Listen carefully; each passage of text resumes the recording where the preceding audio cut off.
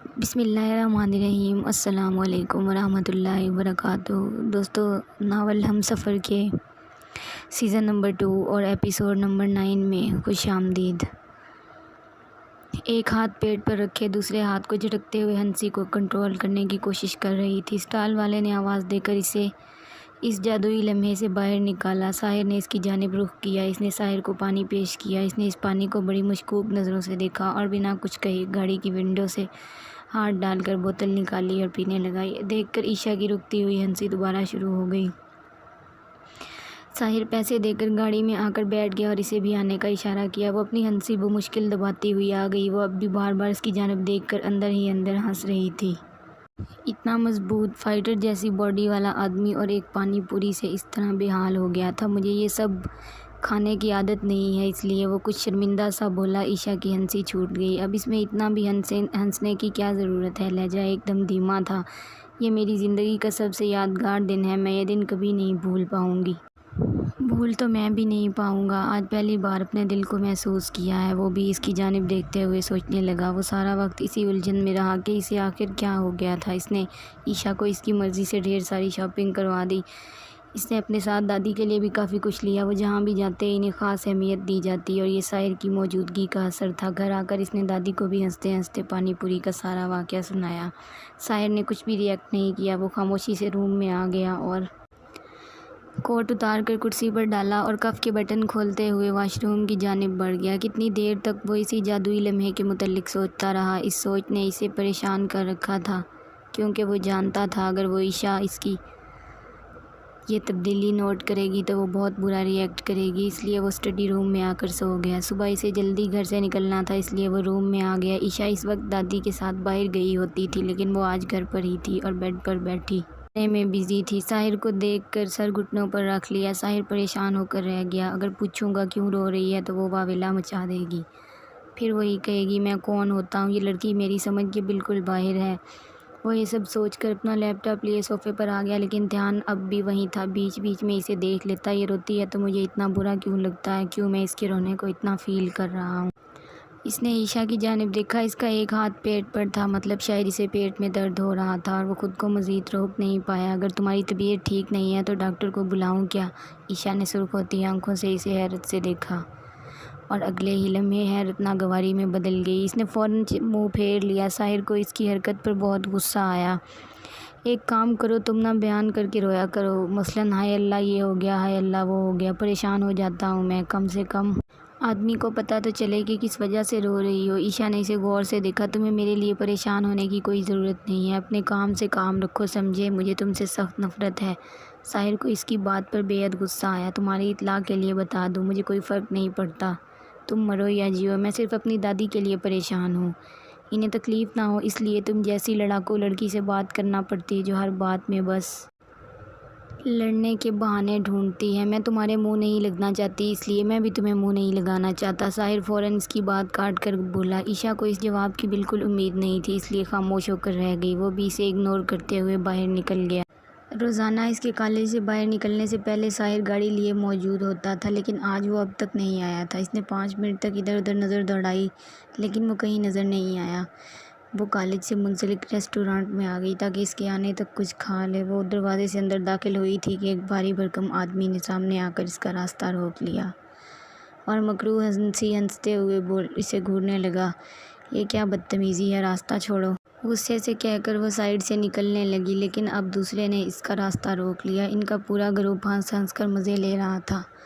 اتنی بھی کیا جلدی ہے جانے کی، کچھ وقت ہمارے ساتھ بھی گزار لو۔ عائشہ نے ایک زوردار تھپڑ اس لڑکے کے گال پر جڑ دیا، جس سے وہ تلملا کر رہ گیا۔ سارے لوگ اسی طرف متوجہ تھے۔ اس کے اس عمل پر پہلے والا لڑکا جو شاید ان کا لیڈر تھا، غصے سے اس کی جانب بڑھا۔ عائشہ اسے اپنی اور بڑھتا دیکھ کر خوفزدہ ہو کر پیچھے ہوتی گئی۔ وہ چاہے جتنی ہمت والی ہو، لیکن ان سے مقابلہ کرنا اس کے بس میں نہیں تھا۔ اب تجھے کوئی نہیں بچا سکتا، وہ لڑکا غصے سے کہہ کر اس کا بازو پکڑنے لگا، لیکن دوری پر ہی کسی نے اس کا ہاتھ جکڑ کر روک لیا۔ عائشہ کو اپنے پیچھے سے جانی پہچانی خوشبو محسوس ہوئی تو اس نے رخ پھیر کر دیکھا۔ ساحر کو دیکھ کر اس کا سارا خوف جاتا رہا۔ ساحر نے ایک زوردار جھٹکے سے اس کا ہاتھ چھوڑ کر پیچھے دھکیلا۔ شرافت سے اپنا راستہ ناپو ورنہ کسی کو چلنے کے قابل نہیں چھوڑوں گا۔ اپنے غصے کو ضبط کرتے ہوئے وہ ان سے مخاطب تھا۔ تو بیچ میں کیوں کود رہا ہے؟ تیری کیا بہن لگتی ہے؟ ان میں سے ایک نے ساحر کے مقابل آ کر کہا۔ ساحر نے اس کی کالر پکڑ کر اپنی جانب کھینچا۔ بہن تو تیری ہے سالے، میری تو یہ بیوی ہے، کہہ کر اسے دھکیل دیا۔ وہ لڑکھڑاتا ہوا دور جا گرا۔ اور قسم سے بتا رہا ہوں، میرے ہوتے ہوئے کسی کی گندی نظر بھی میری بیوی کو نہیں چھو سکتی۔ اب کہ وہ غصے سے بولا، بدلے میں سامنے والے نے اس پر وار کرنا چاہا، جسے روک کر ساحر نے ایک لات میں اسے دیوار تک دھکیل دیا۔ ایک کے بعد ایک سب کو تو اس نے بری طرح سے پیٹا۔ کافی دیر تک ہاتھا پائی چلتی رہی۔ عشا کو یہ سب دیکھ کر گھبراہٹ ہو رہی تھی۔ سارے لوگ بھی اپنی اپنی جگہ چھوڑ کر باہر نکل گئے۔ ریسٹورینٹ لوگوں سے خالی ہو چکا تھا۔ کچھ لوگوں نے ساحر کو زبردستی پکڑ کر روکا۔ وہ سارا گروپ ڈر کے مارے فوراً بھاگ گیا۔ ریسٹورینٹ میں کافی تہس نہس ہو چکی تھی۔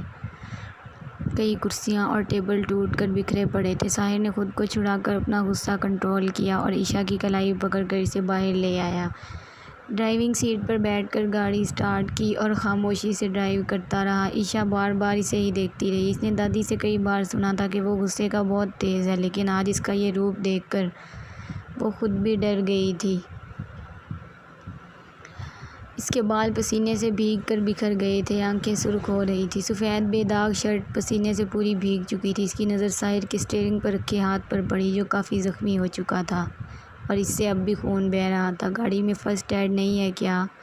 اندر ہے کیا؟ تمہیں کہیں چوٹ لگی ہے؟ اس نے فکر سے پوچھا۔ نہیں مجھے نہیں، تمہارے ہاتھ میں چوٹ لگی ہے۔ اس نے انگلی کے اشارے سے دکھایا۔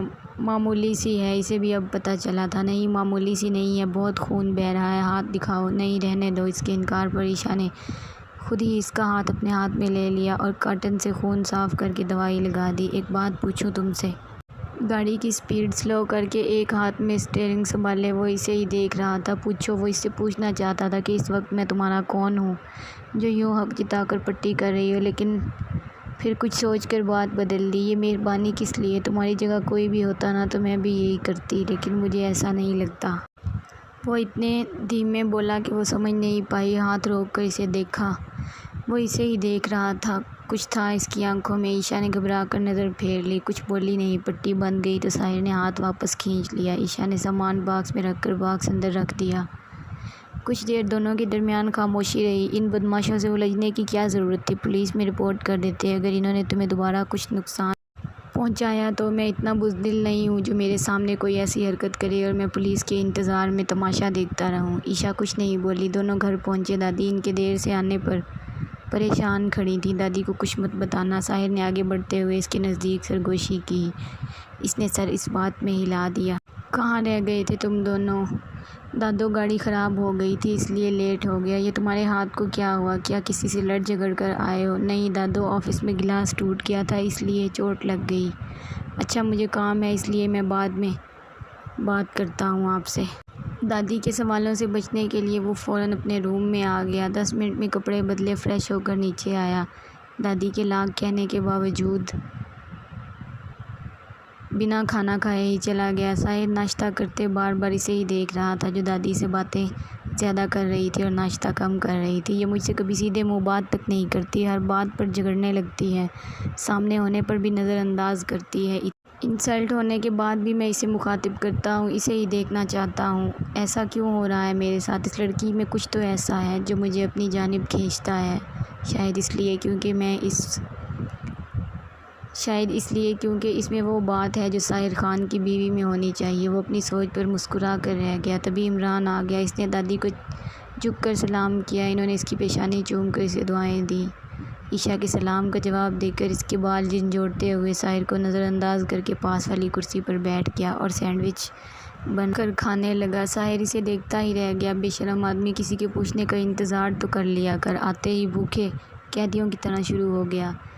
کس بات کی شرم؟ میری بہن کم سالی کا گھر ہے، ہاں جیسے پہلے تو کبھی یہاں آنے کی زحمت کی ہی نہیں۔ دادی دیکھا آپ نے؟ ساحر خان صاحب میں آج آپ سے نہیں اپنی بہن سے ملنے آیا ہوں، خواہ کی بکواس کر کے دماغ خراب مت کریں۔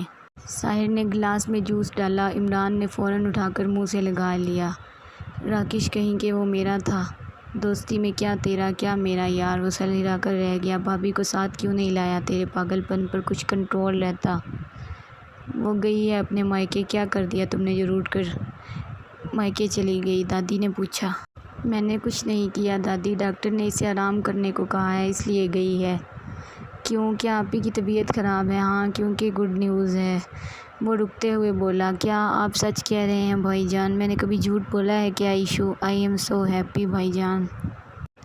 ساحر اور دادی نے بھی اسے مبارکباد دی۔ دادی نے ملازموں سے مٹھائی منگائی، سب نے ایک دوسرے کو مٹھائی کھلائی۔ ساحر نے ایک بڑا سا پیس لے کر اس کے منہ میں بھر دیا اور مسکراتے ہوئے اسے زور سے گلے لگا لیا۔ دادی میں آپی سے مل کر آؤں؟ وہ بہت خوش تھی۔ ہاں ہاں بالکل جاؤ، اور میری طرف سے بھی مبارکباد دے دینا۔ ساحر: نہیں دادی، مجھے بہت ضروری کام ہے، میں نہیں جا سکتا۔ عمران پلیز یار، دادی کے کہنے سے پہلے اس نے ٹوک دیا۔ کوئی نہیں، ویسے بھی میں تیرا غلام ہی تو ہوں، چلو ایشو۔ عشا نے دادی کی جانب دیکھا تو انہوں نے مسکراتے ہوئے اجازت دے دی۔ وہ تیار ہونے کے لیے اوپر چلی آئی، بلیک لانگ کرتی پر ریڈ کلر کی پینٹ پہنے، بالوں کو کھلا چھوڑا، کانوں میں چھوٹے چھوٹے ایئر رنگ پہن کر ہلکا سا میک اپ کیا، ریڈ اینڈ بلیک کمبینیشن کا خوبصورت دوپٹہ کندھے پر ڈال کر جیسے ہی پلٹی سامنے سے آتے ساحر سے ٹکرا گئی۔ وہ اپنی دھن میں تھا اس لیے توازن نہیں رکھ پایا اور اس کے ساتھ ہی گرتے ہوئے دیوار سے جا لگا۔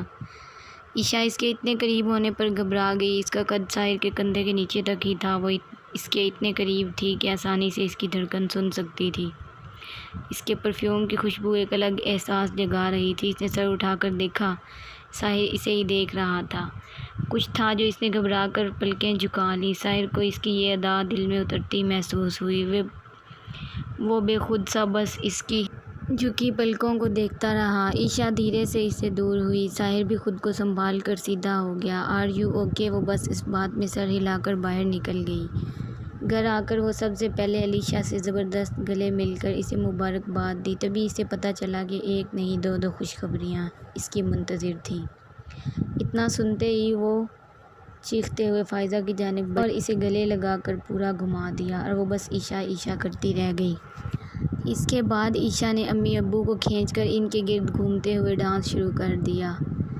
عمران نے بھی اس کا ساتھ دیا۔ سبھی دونوں کی حرکتیں دیکھ کر ہنس ہنس کر بے حال ہو گئے۔ شام تک وہ اسی کے متعلق باتیں کرتی رہی، یہاں تک کہ بچوں کے نام، کمرے کا کلر، کھلونے سب کچھ فکس کر لیا۔ کھانے پر عمران نے خاص اس کی پسند کی چیزیں ہوٹل سے منگوائی۔ ریحان کے گھر آنے پر دوبارہ شور شرابہ شروع کر دیا۔ ریحان بھی اس کی ان حرکتوں پر ہنستا رہا اور اسے پیار کرتا رہا۔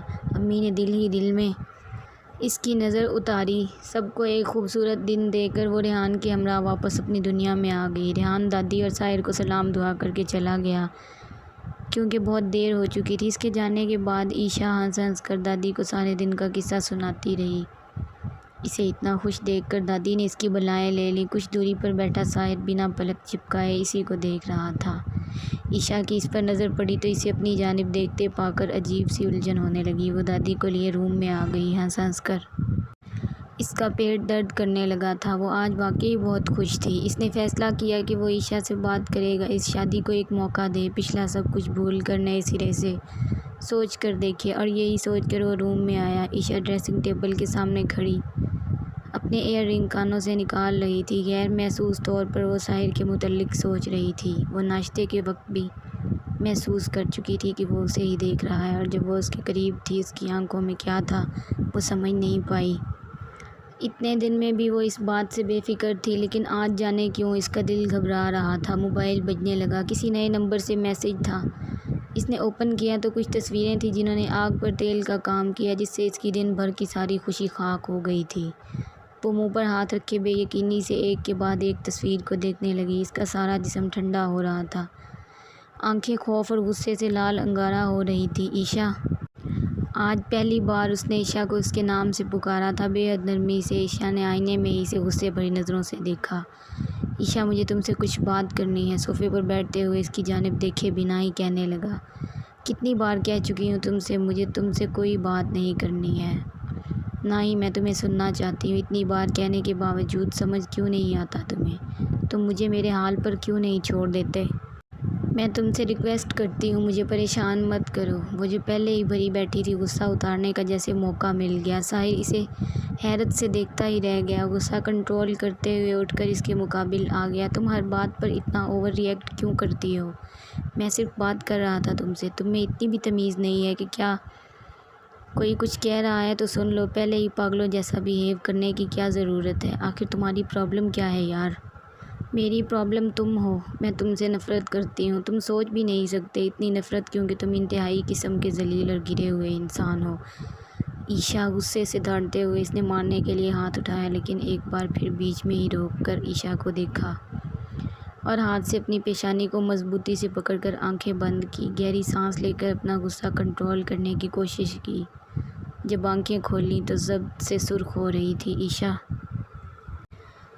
عیشا کو ایک پل کے لیے اس کی حالت سے بہت خوف آیا۔ بس بڑی مشکل سے خود کو کنٹرول کر کے صرف اتنا کہا اور اسے شعلہ بار نگاہوں سے دیکھ کر تیزی سے باہر نکل گیا۔ عیشا وہیں کھڑی ہو کر آنسو بہاتی رہی۔